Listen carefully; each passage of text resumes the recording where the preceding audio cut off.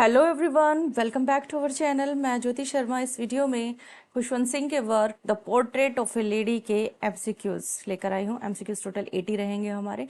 बहुत ध्यान से वीडियो वॉच करना। देखिए, सबसे पहला क्वेश्चन है, ये जो स्टोरी है the portrait of a lady, उसकी सेंट्रल फिगर कौन है? तो अगर आप इस वीडियो को वॉच कर चुके हैं जो जिसके अंदर हमने स्टोरी डिस्कस की है, तो आपको चार ऑप्शंस देखते ही आंसर पता लग गया होगा। और वीडियो अगर आपने वॉच नहीं किया है तो वॉच कर लीजिए जल्दी से। तो सेंट्रल फिगर कौन है? The grand mother. Grand mother को जो राइटर हैं खुशवंत सिंह, उन्होंने बहुत ही रियलिस्टिक मतलब पोर्ट्रेट जो है ना वो प्रेजेंट किया है स्टोरी के अंदर।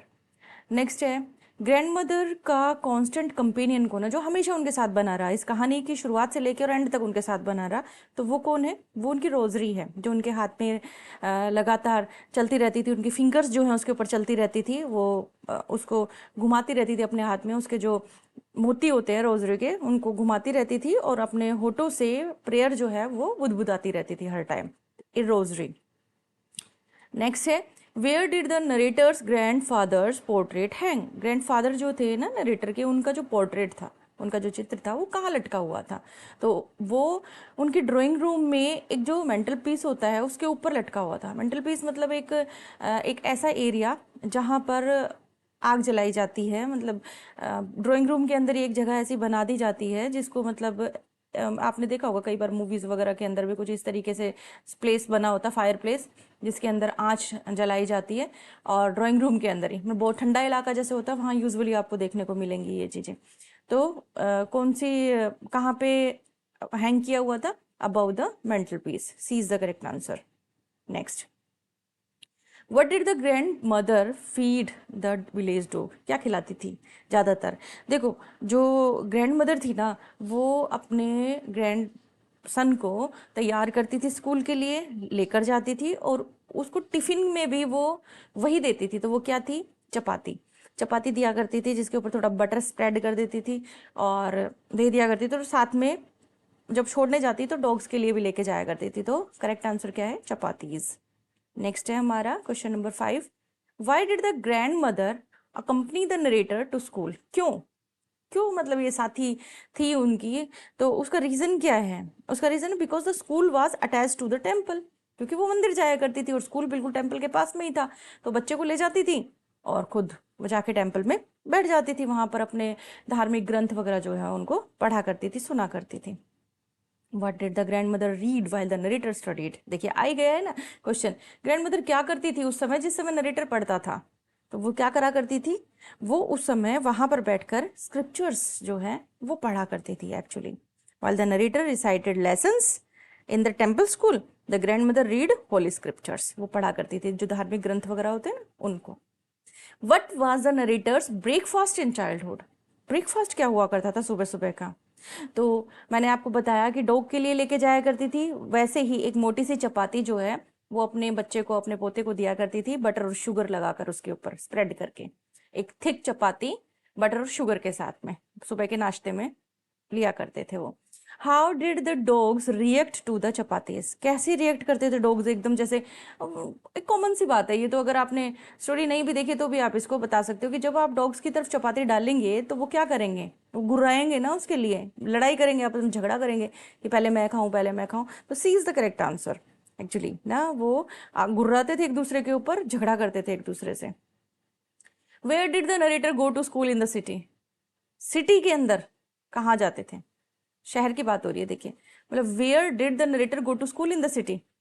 तो जब शहर के अंदर वो स्कूल जाने लगे तो किस चीज़ से जाया करते थे, कैसे जाया करते थे, क्या उनका सोर्स था जाने का? तो वहाँ शहर के अंदर क्या चलते थे? मोटर बस चलती थी स्कूल्स के लिए।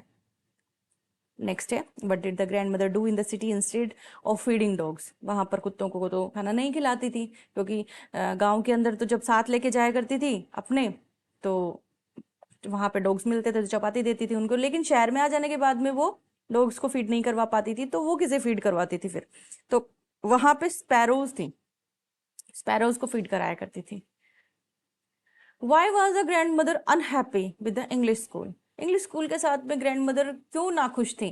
क्यों खुश नहीं थी? क्योंकि सॉरी, क्योंकि ग्रैंड मदर जो है ना वो अपने ग्रैंडसन से पूछा करती थी कि आज तुम्हें स्कूल में क्या पढ़ाया। है ना, उसका जवाब सुन के उनको थोड़ा सा ना बुरा लगता था, क्योंकि वहाँ स्कूल्स के अंदर कोई भी भगवान के बारे में, कोई भी ग्रंथ के बारे में, धार्मिक ग्रंथ के बारे में चर्चा नहीं की जाती थी, तो ये चीज़ उनको बुरी लगती थी। A is the correct answer. Next है, what disturb the grandmother most about the narrator's lesson. क्या चीज़ बहुत ज़्यादा डिस्टर्ब कर गई? जब नरेटर ने उनको बताया ना कि उनको म्यूजिक भी पढ़ाया जाता है, तो ये चीज़ ग्रैंड मदर को ना बहुत बुरी लगी। करे म्यूजिक वगैरह तो है ना सभ्य लोगों की चीज़ें नहीं है म्यूजिक, और ये सब तो वो एग्जाम्पल देती हैं कि जो हेराल्ड्स होती हैं वो, या फिर बैगर्स होते हैं वो, उनको म्यूजिक की ज़रूरत होती है। एक सभ्य बच्चे को ज़रूरत नहीं है कि उसे म्यूजिक पढ़ाया जाए। म्यूजिक लेसन्स उनको डिस्टर्ब कर गए, मतलब ये चीज़ सुन के। Where did the narrator go for higher education? Higher education के लिए कहाँ गए वो? हायर एजुकेशन के लिए वो अब्रोड चले गए। कहाँ चले गए थे? अब्रोड।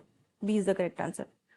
नेक्स्ट क्वेश्चन है, how did the grandmother react at the railway station? Railway station पर कैसे रिएक्ट किया उन्होंने? तो एकदम बहुत ही काम थी वो, एक बहुत चुपचाप से प्रे की नरेटर के लिए, उसके फोरहेड के ऊपर किस किया जब वो जाने लगे तब। नेक्स्ट है, how long was the narrator abroad? Narrator abroad कितने टाइम के लिए रहे? 5 ईयर्स। 5 ईयर्स के लिए जा रहे थे पढ़ाई करने के लिए। What unusual thing did the grand mother do before her death? अपनी डेथ से पहले क्या अनयूजल चीज उन्होंने करनी स्टार्ट करी? वो क्या थी कि नेबर्स को बुला लिया और उनके साथ में गाना बजाना जो है वो करने लगी थी, जबकि उनको पसंद नहीं था ना, लेकिन वो भजन वजन और ये सब करने लगी। What kind of illness did the grand mother have before death? क्या बीमारी हुई थी उनको? तो उनको सिर्फ एक हल्का सा फीवर आया था, ए माइल्ड फीवर। नेक्स्ट है, how did the grandmother die? कैसे उनकी डेथ हुई, कैसे मरी थी वो? तो उनकी डेथ बिल्कुल साइलेंटली हुई थी, वाइल प्रेइंग। वो प्रार्थना कर रही थी और चुपचाप ही उनकी डेथ हो गई। एकदम उनके हाथ से जो है वो उनकी माला जो है वो छूट गई और नीचे गिर गई। What unusual site was seen eight her death? क्या अनयूजल चीज जो है, अनयूजल नज़ारा जो है वो दिखाई पड़ा जब उनकी डेथ हुई? जब तो अनयूजल क्या था कि thousand of sparrows set silently, जिनको वो फीड कराया करती थी ना, हजारों, वो आकर चुपचाप बैठ गई। What did the sparrows refuse to do at her death? जब दादी माँ की डेथ हो गई तो स्पैरोज ने भी इनकार कर दिया क्या करने से? तो वो उनकी जब डेथ हुई ना, तो उन्होंने ना तो वो बिल्कुल भी चहचहाट करी और ना ही कुछ खाया। Chirp and eat. Which theme dominates the story? ये जो पूरी स्टोरी है, अभी आपने 20 क्वेश्चंस जो है मेरे साथ में यहाँ पे समझे, और जो स्टोरी वाला जो वीडियो है वो भी आपने वॉच कर लिया, तो आप इन 4 थीम, जो ये 4 थीम आपके सामने दे रखे हैं, उनमें से आप ये बहुत इजीली बता पाएंगे कि थीम क्या है स्टोरी का। स्टोरी का कौन सा थीम है जो डोमिनेट करता है? वो बॉन्ड है ना, ये थीम सबसे ज्यादा स्ट्रॉन्ग है, bond between grand mother and grand son. It is the correct answer. The story shows the conflict between. Story किस चीज़ के बीच में कन्फ्लिक्ट दिखाती है? स्टोरी दिखाती है ट्रेडिशन और मॉडर्निटी के बीच में, क्योंकि दादी माँ हैं ट्रेडिशंस वगैरह को रिप्रेजेंट कर रही हैं, और जो ग्रैंडसन है वो मॉडर्निटी को रिप्रेजेंट कर रहे हैं। सिटी जो है मॉडर्निटी को रिप्रेजेंट कर रही है। ग्रैंडसन अब्रोड पढ़ने जाता है, वो मॉडर्निटी को रिप्रेजेंट कर रहा है। ग्रैंडसन को म्यूजिक पढ़ाया जा रहा है, वो मोटर बस में जा रहा है, ये मॉडर्निटी को रिप्रेजेंट करता है। The grand mother symbolises. बहुत प्यारा क्वेश्चन है, अभी मैंने आपको बताया ग्रैंड मदर किस चीज को सिंबलाइज करती है? Indian tradition and spirituality. Which quality of the grand mother is highlighted the most? कौन सी क्वालिटी बताई गई है ग्रैंड मदर की इस पूरी स्टोरी के अंदर? पूरी स्टोरी के अंदर है ना, उनके बारे में क्या बताया गया है? Selfless love. वो अपने आप से नहीं, दूसरों से प्यार करती है ज्यादा। जैसे आपने देखा होगा शुरू में जब वो गांव में थी, डॉग वगैरह जो स्ट्रीट डॉग थे उनको फीड कराया करती थी, फिर शहर में आ गई तो भी उन्होंने अपना रूटीन कंटिन्यू रखा, वहां डॉग नहीं मिले, स्पैरो को फीड कराने लगी। Next, the sparrows at her death symbolize. Sparrow जो है वो उनकी डेथ पर आई, इकट्ठी हुई, वो क्या चीज सिंबलाइज करती हैं? Silence of nature mourning her loss, है ना। B is the correct answer. The grandmother's white cloth symbolize. White cloth, white तो वैसे भी आपको पता ही प्योरिटी का सिंबल होता है, तो करेक्ट आंसर भी यही है, purity and renunciation. Next is, what does music symbolise in grandmother's view? Music अगर ग्रैंड मदर के विचारधारा के हिसाब से देखा जाए ना, उनके पॉइंट ऑफ व्यू से देखा जाए, तो म्यूजिक किस चीज को सिंबलाइज करता है? ग्रैंड मदर के व्यू से, ग्रैंड मदर के व्यू से अच्छे से क्वेश्चन को पढ़ना है अपने को ना। ग्रैंड मदर के व्यू से म्यूजिक जो है यहाँ सिंबलाइज किस चीज को करता है? वल्गैरिटी को और करप्शन को। कहते हैं कि म्यूजिक पढ़ाना, म्यूजिक समझाना, ये कल्चर्ड जो फैमिली होती है ना उनके लिए नहीं है। तो यहाँ सी करेक्ट आंसर है। The story emphasises that true beauty lies in, कहानी हमें क्या बताती है कि सच्ची जो सुंदरता है, जो ट्रू जो ब्यूटी है, वो किस चीज में होती है? वो सिंपलिसिटी के अंदर होती है, वो सेरेनिटी के अंदर होती है। A is the correct answer. The grandmother's feeding sparrows represent, grandmother का जो ये स्पैरो को फीड कराना है किस चीज को रिप्रेजेंट करता है? ये रिप्रेजेंट करता है एक्चुअली कि वो अकेली थी और वो नेचर के साथ में अपने आप को जोड़ लेती हैं, क्योंकि कनेक्टिविटी जो है ना उनकी, वो किसी न किसी के साथ करती हैं, तो वो नेचर से करती हैं। तो सी इसका करेक्ट आंसर है। यस। नेक्स्ट है, how is the grand mother describe physically, कैसे डिस्क्राइब किया गया है ग्रैंड मदर को? शुरू से ही, स्टार्टिंग से ही। स्टार्टिंग के अंदर ही ना जो नरेटर है वो बताते हैं कि जो मेरी दादी माँ है वो हमेशा से ही दादी माँ है, मतलब मुझे नहीं लगता कि वो कभी यंग रही होंगी, ब्यूटीफुल रही होंगी, उनके भी हस्बैंड होंगे, मुझे लगता है कि वो कभी किसी की मदर नहीं होंगी, सीधी ग्रैंड मदर ही बनी होंगी। तो इस चीज से डिस्क्राइब हो ही रहा है फिजिकली। क्या फिजिकली डिस्क्राइब हो रहा है कि वो हमेशा से क्या है? Always old and wrinkled. D is the correct answer. What did the narrator think of her childhood stories, क्या सोचते हैं वो जो चाइल्डहुड स्टोरीज जो हैं उसके बारे में, कि चाइल्डहुड में जो स्टोरी सुनाया करती दादी माँ, that is absurd and dignified, कोई मतलब नहीं है उनका। The narrator compares his grandmother's beauty to, narrator compare करता है अपनी दादी माँ की ब्यूटी को किस चीज से, किस चीज से कंपेयर करता है?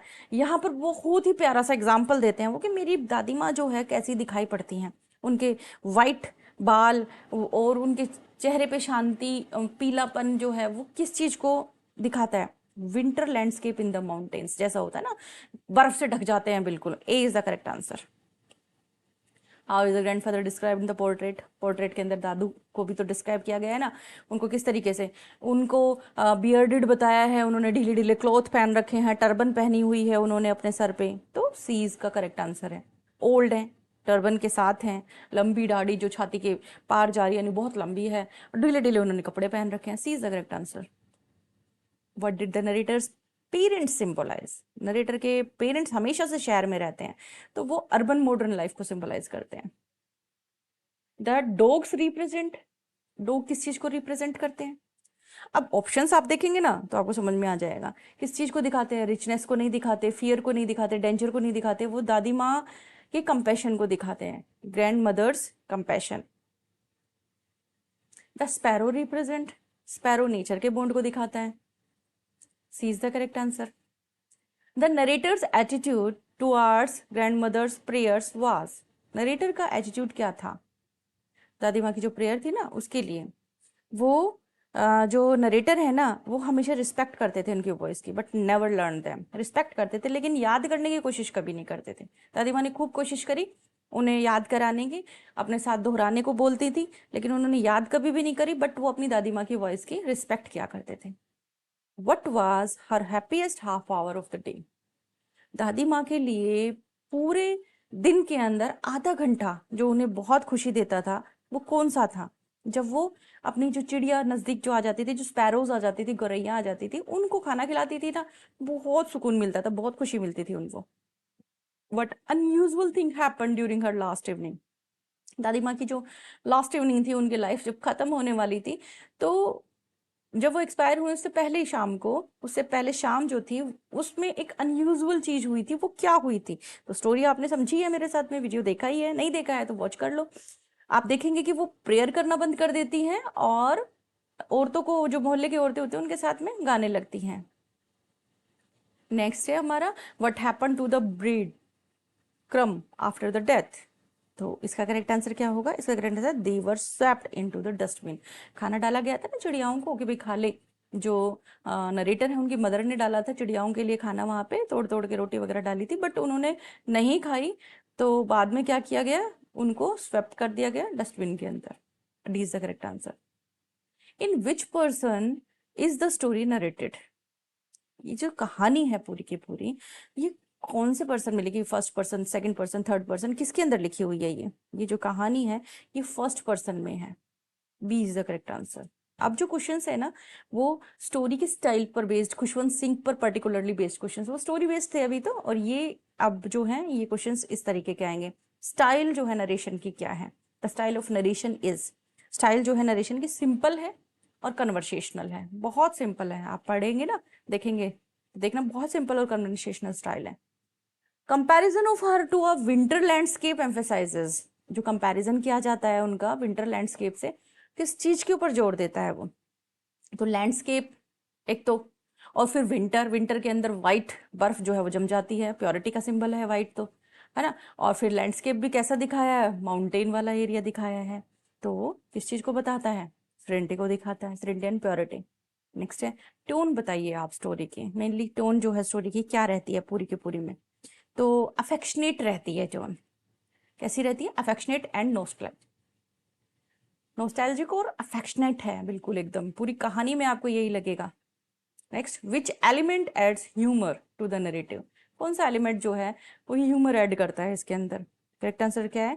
ग्रैंडफादर का जो लुक बताते हैं ना, वो grandfather looking old enough only for grand children, ये थोड़ा सा ह्यूमर पैदा करता है।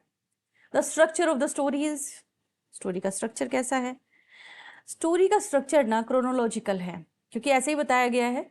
शुरू में बच्चा स्कूल जा रहा है, फिर बड़ा हुआ, शहर में आया, शहर के स्कूल में पढ़ने लगा, फिर कॉलेज चला गया, अब्रॉड चला गया।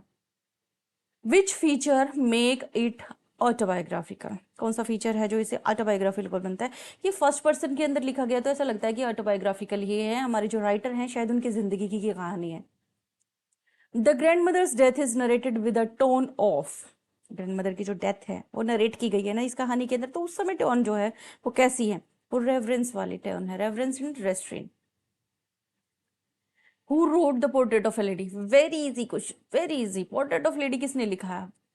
स्टार्टिंग करी अपन ने वीडियो की तो आपके सामने विजिबल था, तो बार बार अपन उनकी जिक्र कर रहे हैं। राइटर का नाम ने हमने नहीं लिया था, नाम कौन है? Khushwant Singh. The portrait of a lady is a, portrait of lady जो है, the portrait of a lady क्या है? एक प्ले है, पोएम है, नॉवल है, शॉर्ट ऑटोबायोग्राफिकल प्रोज पीस है, क्या है ये? तो ये जो चार ऑप्शंस है इसके अंदर करेक्ट आंसर है कि एक शॉर्ट ऑटोबायोग्राफिकल प्रोज पीस है ये। नेक्स्ट हमारा क्वेश्चन है, Khushwant Singh most famous partition novel is, partition novel है इनका एक बहुत ही फेमस है। और जब मैंने स्टोरी वाला वीडियो जब आपको करवाया, मतलब स्टोरी वाला जो वीडियो अपन ने प्रिपेयर किया था ना, उसके अंदर खुशवंत सिंह के बारे में डिटेल से बताया, वहां पर जिक्र भी किया है इसका, तो वो है ट्रेन टू पाकिस्तान। मैंने उस समय भी कहा था इसे ध्यान से अपन को करना है, क्योंकि यहाँ से बहुत सारे क्वेश्चन है।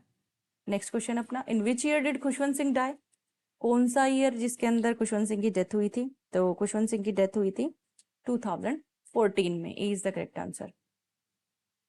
विच award did Khushwant Singh return, जो ऑपरेशन ब्लू स्टार हुआ था, जो कि गुरुद्वारे के ऊपर मैंने बताया था वहाँ, तब डिस्कस किया था आप लोगों के साथ में कि ये एक पुलिस बल के द्वारा ही शुरू किया गया ऑपरेशन था, जो कि खालिस्तान की मांग करने वालों के लिए अगेंस्ट था। तो कौन सा अवार्ड खुशवंत सिंह ने रिटर्न किया था उस समय पे? उन्होंने, उन्हें पद्म भूषण मिला था, और वो पद्म भूषण उन्होंने लुटाया था, पद्म भूषण, याद रखिएगा। 1974 Khushwant Singh was awarded the Padma Bhushan, India का थर्ड हाईएस्ट सिविलियन अवार्ड था। ही रिटर्न इन 1984, 1984 में इन्होंने रिटर्न कर दिया था। ये बात जो है उस वीडियो में भी हमने डिस्कस की है, 1984 के अंदर उन्होंने रिटर्न कर दिया था ये, ठीक है। और इनको मिला कब था? इनको ये जो अवार्ड है ये 1974 में मिला था, 1974 में, ठीक है। तो करेक्ट आंसर क्या? Padma Bhushan. In which year was Khushwant Singh born, कौन सा साल था जब खुशवंत सिंह का जन्म हुआ? इनका जन्म हुआ था 1915 में, A is the correct answer. Khushwant Singh qualified as a barrister from, कौन सी यूनिवर्सिटी है जहाँ से इन्होंने बैरिस्टर जो है उपाधि ली थी, वहाँ वकील की पढ़ाई जो है इन्होंने कंप्लीट करी थी? इनर टेम्पल लंदन से की थी इन्होंने। नेक्स्ट है हमारा, which newspaper did Khushwant Singh edit between 80 and 83, 1980 और 1983 के बीच में कौन सा न्यूज़पेपर है जिसमें एडिटिंग का काम ये किया करते थे? क्वेश्चन नंबर 56 जो है यहाँ पर जो जिसका नाम लगभग सभी ने, हिंदुस्तान टाइम्स, उसके अंदर इन्होंने एडिटिंग का काम किया था। Khushwant Singh was a nominated member of which house, तो कौन से हाउस के नॉमिनेटेड मेंबर ये रहे? राज्यसभा के रहे, B is the correct answer. Which of these is Khushwant Singh autobiography, Khushwant Singh की ऑटोबायोग्राफी कौन सी है? उनकी ऑटोबायोग्राफी है truth, love and a little marriage. Which award did Khushwant Singh received in 2007, 2007 के अंदर इनको कौन सा अवार्ड मिला?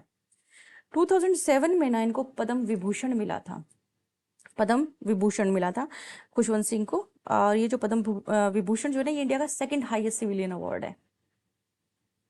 Which of these short story collection was Singh's debut in 1956?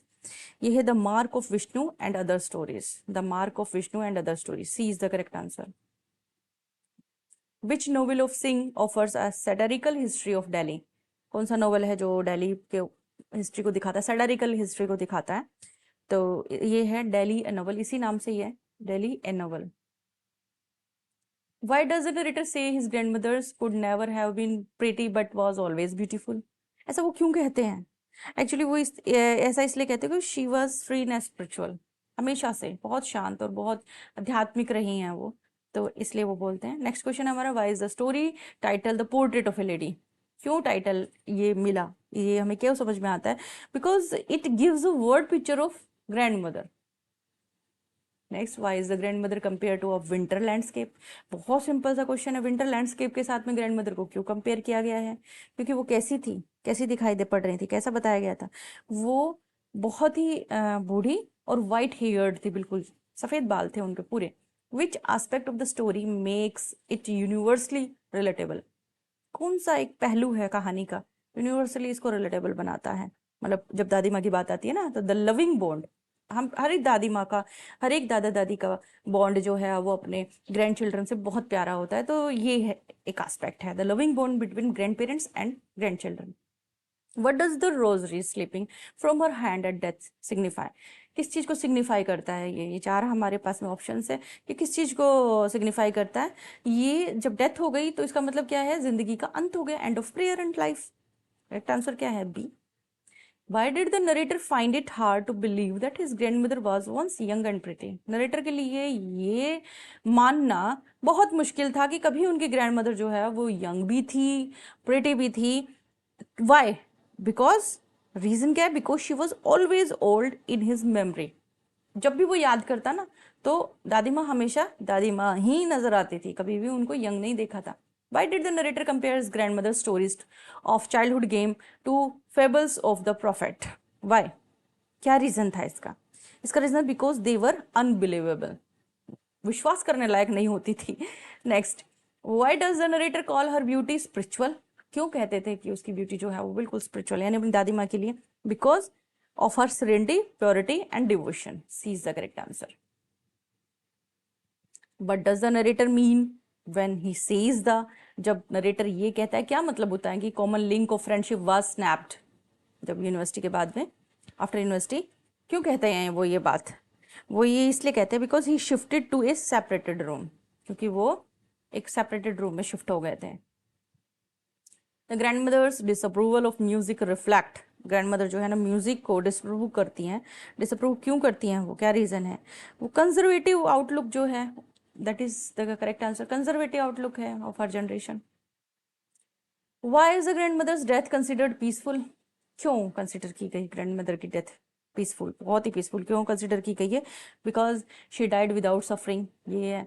Because she died while praying silently, yes. Because she had already accepted death, yes. इसमें जो D है, all of the above option दे रखा है, यही correct है, क्योंकि तीनों options यहाँ पे करेक्ट हैं। Why is the mourning of sparrows described as extraordinary? Why? Because they refused food and sat silently. Correct answer क्या है? B. क्योंकि कोई उदासी में होगा, कोई दुख में होगा, तभी पक्षी ऐसा करेगा ना। Next, what literary technique is used when sparrow are shown mourning? जब स्पैरोज को दिखाया गया है कि वो दुख व्यक्त कर रही हैं, तो कौन सा लिटरेरी टेक्निक जो है वो यहाँ पे यूज हुआ है? वो पर्सोनिफिकेशन, क्योंकि इंसानों का काम है ना ये मोर्निंग वगैरह दिखाना, दुख व्यक्त करना, ये तो पर्सोनिफिकेशन है। Why did the narrator feel her forehead kiss at the railway station was special? क्यों नरेटर महसूस करते हैं कि बहुत स्पेशल था वो? Because why? Because he thought it might be the last physical contact. वो ये सोचते हैं कि शायद दादी माँ, अब मैं आऊंगा तो मुझे वापस जिंदा नहीं मिलेगी, क्योंकि 5 साल के लिए मैं जा रहा हूँ, तो मेरी दादी माँ के साथ में शायद मेरी लास्ट जो है फिजिकल कंटेंट है, कॉन्टेक्ट है। Why was her last evening of singing considered symbolic? उनकी लास्ट इवनिंग जो है वो क्यों कंसिडर की गई है सिंबॉलिक? जो क्योंकि लास्ट जो उनकी इवनिंग होती है ना, it marked her farewell to life. ये क्योंकि एक ऐसा लग रहा था जैसे वो अपनी लाइफ को अब अलविदा कह रही हैं।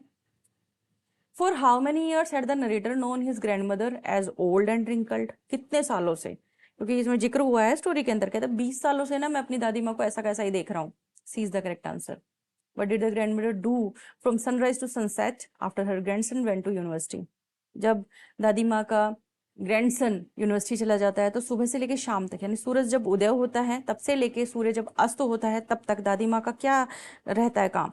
वो स्पिन करती रहती हैं, अपने व्हील पे स्पिन करती रहती हैं और प्रेयर जो है वो बोलती रहती हैं। 20 का करेक्ट आंसर है। What did the grandmother sing about with the drum? What? The home coming of warrior. ये वो गीत गाती हैं, योद्धा जो है ना युद्ध पे गए हैं उनका वापसी लौटने से रिलेटेड गीत गाती हैं। The line she was like the winter landscape in the mountain an expanse of pure white serenity is an example of. ये किस चीज का एग्जाम्पल? बहुत ही प्यारा क्वेश्चन है। यहाँ पे ना आप देखिए, लाइक और एज यूज हो गया है ना, और कंपैरिजन हो गया। तो सिंपल सी बात है कि यहाँ पे कौन सा जो मतलब बेस्ट एग्जाम्पल जो है वो हम कौन सा बताएंगे यहाँ पे? तो वो क्या है? Simile. B is the correct answer. तो 80 क्वेश्चंस हमारे कवर हो गए इस वीडियो में। एक छोटा सा लाइक तो बनता है, लाइक कर दीजिए, जल्दी से वीडियो को वॉच करते ही शेयर कर दीजिए और चैनल को सब्सक्राइब कर लीजिए। कोई पैसा नहीं लगता, फ्री ऑफ कॉस्ट है। सब्सक्राइब करके ऑल पे सेट कर लीजिए, जैसे ही वीडियो ताकि अपलोड हो आप तक पहुंच जाए। Thanks for watching.